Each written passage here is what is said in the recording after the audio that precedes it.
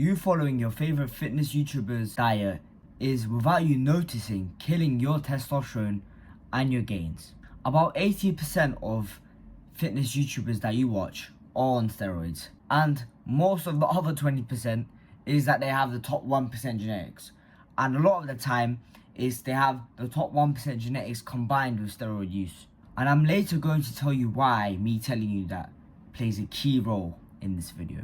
In case you don't know who I am, my name is Arda, and I help young men achieve their dream bodies and help transform their lives through self-improvement. So, if you're into self-improvement, you want to boost your testosterone levels, you want to build an aesthetic body, you want to break out the cycle of being consistent for a week and then just stopping, go ahead and join my free Discord server. It's for young men on self-improvement. You guys can network with each other, communicate, and I'm very active on the server. So go join the Discord server, top link in description. If you're watching this video, you probably go gym a lot. And if you're watching this video, you probably watch so much more of a gym content. You probably like the gym than some people do their family. And the problem with that is, a lot of the advice you see out there is completely garbage and is doing you more harm than good. In case you are new to my channel and you don't know what testosterone is basically the male sex hormone. It is what differentiates us from women. So it gives us masculine characteristics. So women have testosterone as well, but men just have it way more. So, for example, you having a deeper voice, you going out, facial hair, male characteristics are all from testosterone and a couple of other hormones. And one extra thing that testosterone is responsible for is muscle mass. That's the reason why men have a lot more muscle mass than women do. So the higher your testosterone level, the more muscle gains that you can make with the same training as someone else. So imagine you have high testosterone level and let's say the same genetics as some other guy, you train the same, you will see more progress. So it's really important to keep your testosterone at high healthy levels in order for you to have more muscle gains. And the thing is, to have high testosterone, you need a certain lifestyle that can keep up with it. A high T lifestyle doesn't just come out of nowhere. It's not a thing where it's just in you and it just stays the same. Testosterone fluctuates throughout the day, throughout the week, throughout the month, throughout the year.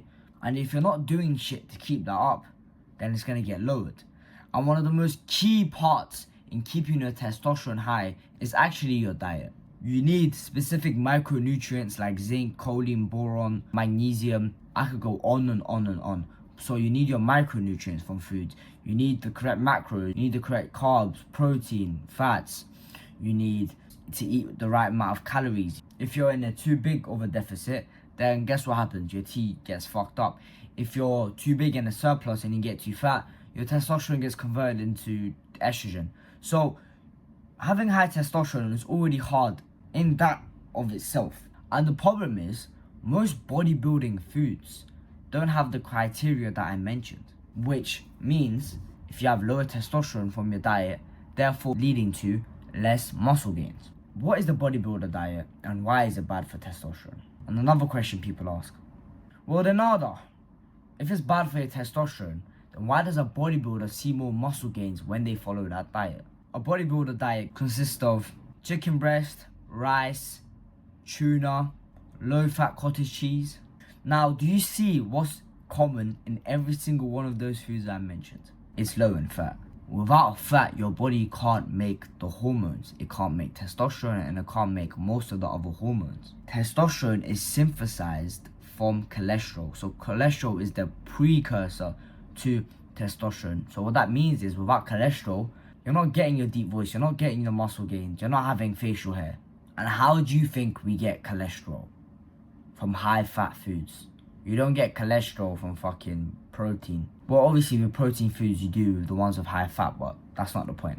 So when your fat doctor told you to go on a low cholesterol diet, it might have been because they want you to have low testosterone on purpose, so they keep you weak and fragile and you have to rely on their shitty medicines for profit. That's how evil the world is. That's why cholesterol has been demonized so much. But that's a whole different tangent. Not only is the bodybuilder diet low in fat, but most of the foods that I mentioned doesn't even have a lot of micronutrients essential for teeth production. For example, chicken breast. I hate why people think chicken breast is the most important food for muscle growth. It's low in calories, which is not good if you're maintenance or bulking. It doesn't have a lot of micronutrients, so it's not nutrient dense. So for example, chicken thighs is more nutrient dense than chicken breast. It's low in fat. So the only thing it has going for it is pretty much protein. So, your next question. But Oda, isn't the highest protein food mean that you'll see the most muscle gains because protein is the only thing that matters? Not necessarily. I just clocked. I can't say necessarily. I want to say celery. So, not really.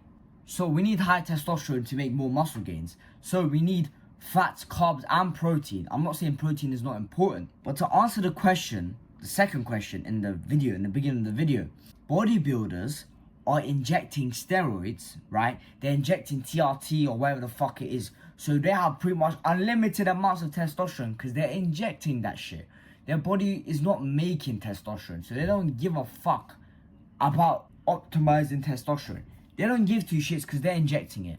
All they need to do is maximize muscle protein synthesis. And how do you do that? You eat foods high in protein. So we need to maximize muscle protein synthesis, but we need to also take care of our hormones.